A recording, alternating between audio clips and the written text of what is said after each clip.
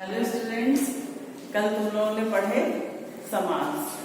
समास क्या है, समास के भेद और उसमें एक एक करके तुमने समास के बारे में जाना। कल तुमने पढ़ा था कर्मधारय समास। कर्मधारय समास बच्चों को अच्छी तरह से हमें समझ में आ जाना चाहिए, क्योंकि बहुधा कर्मधारय समास और बहुब्रीहि समास का अंतर पूछ लिया जाता है, तो और कंफ्यूजन भी बहुत होता है बच्चों को कर्मधारय समास और बहुब्रीहि समास में। कर्मधारय समास क्या है, जिसमें विशेषण और विशेष है ना, विशेषण और विशेष्य का संबंध होता है और उपमान और उपमेय का संबंध होता है। विशेषण और विशेष्य मतलब विशेष्य क्या होता है, जिसकी विशेषता बताई जाती है, और विशेषण क्या होता है, जो विशेषता बताई जाती है ना। और उपमान और उपमेय जिसकी विशेषता बताई जाती है, और उपमान वो जिससे तुलना की जाती है ना। तो इस प्रकार कर्मधारय समास में विशेषण और विशेष्य, उपमान और उपमेय का विशेष महत्व है, इसका संबंध है ना। अब तुम देखो बहुब्रीहि समास। बहुब्रीहि समास में क्या होता है, बहु माने बहुत है, बहु से पता चल रहा है ना, बहुत। इसका मतलब जिस समास के दोनों पद मिलकर किसी तीसरे पद मतलब अन्य पद की ओर संकेत करते हैं, उसे बहुब्रीहि समास कहते हैं। जैसे गिरिधर, दशानन है। गिरिधर मतलब गिरि को धारण करने वाला, कौन, श्री कृष्ण है ना। अब देखो गिरि प्लस धर भी कर लोगे फिर भी तुम्हारा पूरा नहीं बनता। बहुब्रीहि समास में तीसरा पद निकल कर आता है ना। गिरि को धारण करने वाला है जो, अर्थात श्री कृष्ण। इस प्रकार से पूरा होता है बहुब्रीहि समास, जिसके दोनों पद मिलकर किसी तीसरे पद मतलब अन्य पद की ओर संकेत करते हैं। इसका मतलब इसमें बहुत होता है। बहुब्रीहि मतलब इसमें कोई ऐसा नहीं होता कि एक पद प्रधान है या दोनों पद प्रधान है। इसमें क्या होता है, दोनों पद गौड़ होते हैं और अन्य पद प्रधान, मतलब तीसरा निकल कर आता है। अब जैसे देखो गिरिधर में देखा तुमने, दशानन में देखो 10 हैं आनन जिसके, 10 हैं मुख जिसके, अर्थात रावण है। इस प्रकार से तीसरा पद निकल कर आता है, 10 हैं आनन जिसके अर्थात रावण। देखो इस तरह से 10 हैं आनंद जिसके। जब तुम समास विग्रह करोगे तो इस तरह से 10 हैं आनंद जिसके अर्थात रावण है, मतलब तीसरा पद निकल कर आया। ये रावण जो है वो अन्य पद निकल कर आया है ना। जिस समास के दोनों पद मिलकर मतलब 10 आनंद, 10 माने 10 है, आनंद माने मुख, तो 10 है आनंद जिसके अर्थात तीसरा पद अन्य पद। ये रावण क्या हुआ, अन्य पद, ये अन्य पद निकल कर आया है। 10 है आनंद जिसके अर्थात रावण। इस तरह से कर्मधारय और बहुब्रीहि समास में अंतर होता है ना। उसमें समानता, विशेषण विशेष है, उपमान और उपमेय होते हैं, और इसमें दोनों पद गौड़ होते हैं, तीसरा पद प्रधान होता है, मतलब अन्य पद निकल कर आता है। ऐसे कभी कभी दशानन जैसे बच्चे कहते हैं कि जब द्विगु समास होता है तो संख्या होती है, तो ये दशानन क्योंकि 10 है तो इसलिए ये संख्यावाची क्यों नहीं है। ऐसे भी प्रश्न बच्चों के मन में उठते हैं, उसका भी समाधान मैं करूंगी। अब देखो तुम, अगला समास है तुम्हारा द्विगु समास। द्विगु समास जिस समास का पूर्व पद संख्यावाची होता है वहां द्विगु समास होता है। जैसे चौ राहा है, चौ पूर्व पद राहा है, तो चौ चौ क्या है, चौ माने चार। अच्छा द्विगु शब्द से तुम देख लो, द्विव माने दो, संस्कृत में द्विव माने दो होता है। इससे ही तुम्हें अंदाजा लगा लेना चाहिए, कभी कभी जब कंफ्यूजन हो रहा होता है कौन सा है, तो जहां पर संख्या होगी वहां पर द्विगु समास होगा। द्वि माने दो, तो दो क्या होती है, संख्या होती है। आप पहचानने के लिए ये सबसे अच्छी ट्रिक है। तो जिस समास का पूर्व पद संख्यावाची होता है वहां द्विगु समास होता है।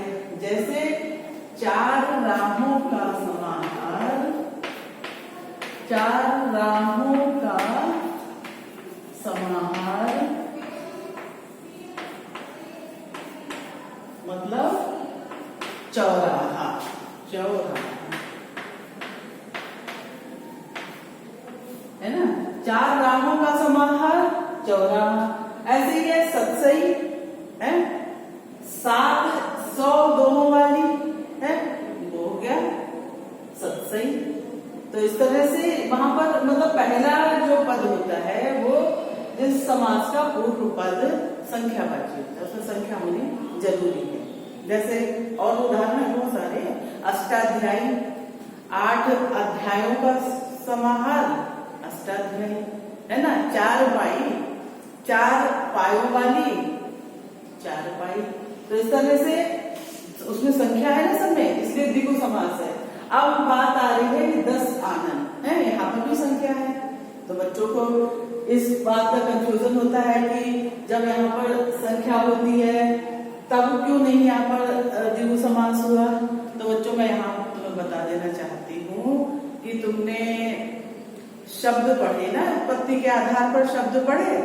कुछ होते हैं रूढ़ शब्द, कुछ होते हैं यौगिक शब्द और कुछ होते हैं योग रूढ़ शब्द, है ना। तो योग रूढ़ शब्द है ये जो कि किसी के लिए रूढ़ होता है। अब तुम देखो जैसे है लंबोदर शब्द है ना, लंबोदर शब्द है। तो लंबोदर लंबा है उदर है, लंबोदर लंबे उदर वाला, लंबे उदर वाला। तो लंबे उदर वाला कोई भी हो सकता है ना। लेकिन लंबोदर किसे कहते हैं, लंबोदर कहते हैं गणेश जी को। वो योग रूढ़ शब्द हो गया, उनके लिए रूढ़ हो गया। इसी प्रकार से महान आत्मा है, महात्मा शब्द है। तो महात्मा शब्द में कंफ्यूजन होता है, ये कर्मधारय और बहुग्रीव है कि महान है जो आत्मा, ऐसे कर्मधारय बना। अगर हम इसी को कह दें कि महान है आत्मा जिसकी और अन्य पद निकल के आया अर्थात गांधी जी। भाई महात्मा किसके लिए योग रूढ़ है, हम लोग कोई कहते महात्मा जी बोले तो हम समझ जाते हैं गांधी जी, है ना। तो ये योग रूढ़ शब्द जो जिनके लिए योग रूढ़ हो जाते हैं जो शब्द, वही वो कहलाते हैं कि बहुब्री समास। और उसमें जो अंतर है कि क्यों ऐसे ये असंख्यावाची शब्द होता है, तो दशानन द्विगु समास क्यों नहीं है। या जो जैसे हमने बताया कि लंबोदर है तो लंबोदर लंबा उदर किसी का भी हो सकता है, तो ये कर्मधारय कर्मधारय समास क्यों नहीं है। तो यहाँ पर ये ध्यान देना होगा कि लंबोदर जो है वो योग रूढ़ शब्द है जो गणेश जी के लिए ही प्रयुक्त होता है ना। तो ये सब चीजें हैं जो तुम्हें ध्यान थोड़ा सा ध्यान देने की जरूरत है और सब समझ में आती चली जाएगी। अगला देखो द्वंद्व समास।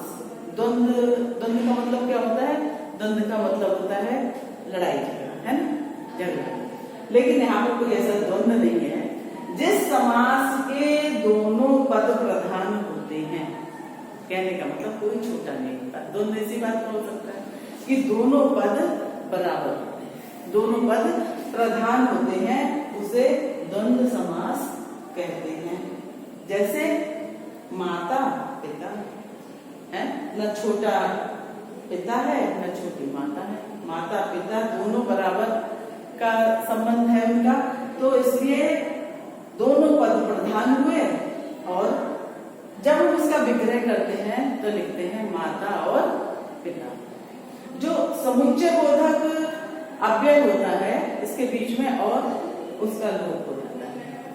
तुमने अव्यय शब्द तो पढ़े हैं ना, नाव्यय अव्यय मतलब अविकारी शब्द जिनमें कोई विकार उत्पन्न नहीं होता, और समुच्चय बोधक जो इस के बीच में होता है माता और पिता, उसका लोप हो जाता है। और जब हम समस्त पद बनाते हैं तब इस तरह से माता पिता, गुरु शिष्य, भाई बहन, इस तरह से लिखा जाता है।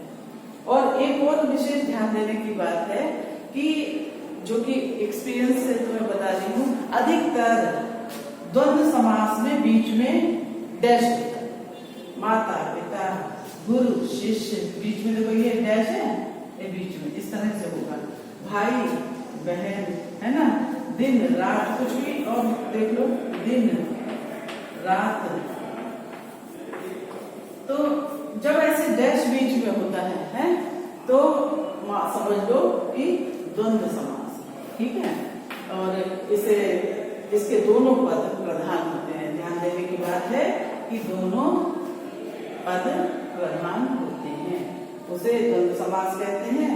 जैसे माता पिता गुरु शिष्य भाई बहन दिन रात। और इसको पहचानने की ट्रिक क्या है कि एक नजर में जो पहचाना जाता है वो यहाँ पर डैश होता है बीच में, है ये बीच में ये इस तरह से। तो द्वंद्व समास तुम्हें समझ में आ गया होगा। पहला समास अव्ययी भाव समास तुम्हें समझ में आ गया अच्छी तरह से। दूसरा तत्पुरुष समास, तत्पुरुष समास के सारे भेद भी समझ में आए होंगे। अन्य जो तत्पुरुष है, नई तत्पुरुष है, अन्य भेद जो है वो भी समझ लिया तुमने। इसके बाद कर्मधारय समास, बहुव्रीहि समास, द्विगु समास, द्वंद्व समास है। बच्चों इन सबको घर पे और अच्छी तरह से पढ़ना। कुछ मैं तुम्हें नोट्स भेजूंगी, उसमें से सबके अभ्यास कार्य होंगे, उनको अपनी कॉपी में करना और अच्छी तरह से इनको रिवाइज करते चलना, तभी बहुत अच्छी, तब जाके तुम्हें बहुत अच्छी तरह से समझ में आ पाएगा। धन्यवाद।